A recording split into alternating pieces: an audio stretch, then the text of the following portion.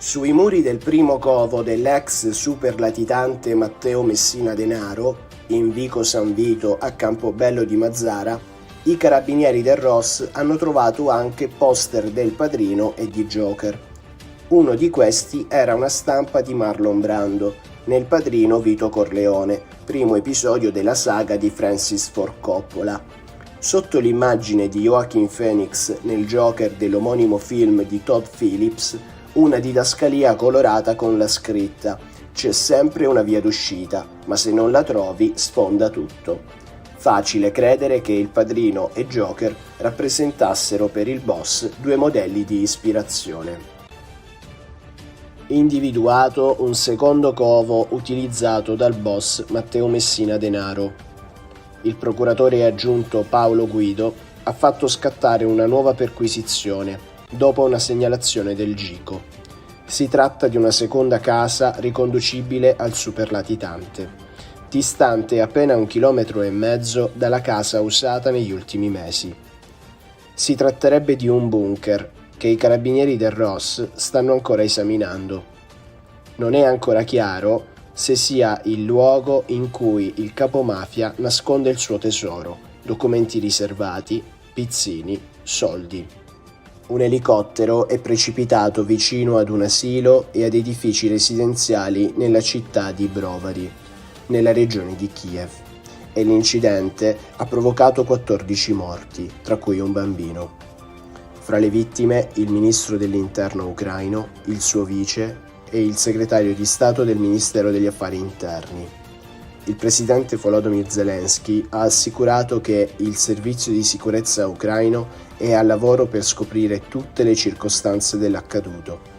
Con una nota, la Presidente del Consiglio Giorgia Meloni e tutto il governo italiano hanno espresso profondo cordoglio e vicinanza.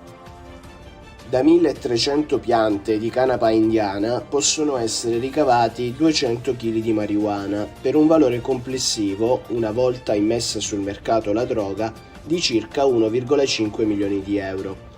Merito dei carabinieri della compagnia di Seregno aver sventato un guadagno illecito così ingente. I militari dell'arma si sono presentati alle prime luci dell'alba di ieri all'ingresso di un capannone a Monguzzo, una località nell'Alta Brianza Comasca lungo la statale 36.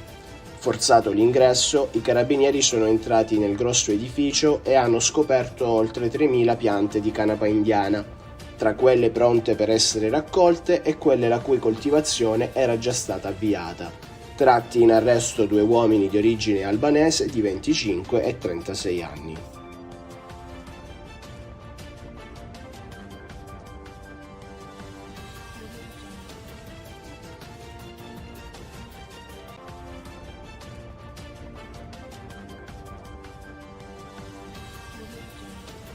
Il Comune di Milano non aderisce allo stralcio automatico delle cartelle esattoriali previsto nella legge di bilancio 2023. Lo ha deciso la Giunta di Palazzo Marino. Per l'amministrazione comunale i provvedimenti di sanatoria simili a quelli introdotti dall'ultima finanziaria, si legge nella delibera da sottoporre all'esame del Consiglio Comunale, disincentivano i comportamenti virtuosi e contrastano con il principio di equità nei confronti dei cittadini, la stragrande maggioranza dei quali adempie ai propri obblighi di contribuzione al sostenimento della spesa pubblica, sia per ciò che concerne la fiscalità generale che dal punto di vista delle entrate di tipo extratributario. È un bambino di 5 anni, il primo paziente in Italia ad essere stato sottoposto lo scorso martedì 17 gennaio all'ospedale Papa Giovanni XXIII di Bergamo ad un trapianto di polmone da donatore vivente. Il donatore è il padre del piccolo, il quale, dopo aver donato al bambino il midollo per curare una rara malattia che lo affligge fin dalla nascita, ha scelto di donare anche una parte del suo polmone per salvare la vita del figlio. Si tratta di un caso molto raro, con pochissimi precedenti in Europa.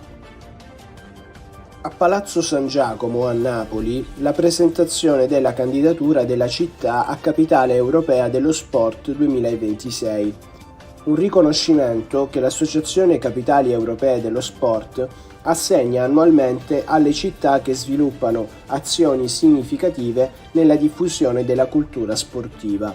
Napoli, candidata a Capitale Europea dello Sport insieme ad altre città, rappresenta una nuova occasione di crescita per il territorio ed un premio per il lavoro svolto in quest'ultimo anno dall'amministrazione e da tutti gli addetti ai lavori. No Women No Panel, senza donne non se ne parla, è il protocollo attuativo firmato in data 18 gennaio 2023 a Palazzo Marino tra l'amministrazione comunale di Milano e la presidente della RAI, Marinella Soldi. Con la firma, il Comune di Milano aderisce ai principi contenuti nel protocollo approvato con la delibera della Giunta. Si tratta di garantire la parità di genere e a questo proposito la Giunta stessa è composta equamente da 6 donne e 6 uomini. L'intesa prevede non solo l'applicazione del principio dell'equilibrio tra i sessi nella comunicazione pubblica, ma anche il controllo che queste pratiche vengano applicate correttamente. La firma del protocollo da parte del Comune di Milano rappresenta una tappa molto importante. Dopo la Regione Puglia, i comuni e le università di Bari e di Firenze, il progetto si articola anche nel nord Italia.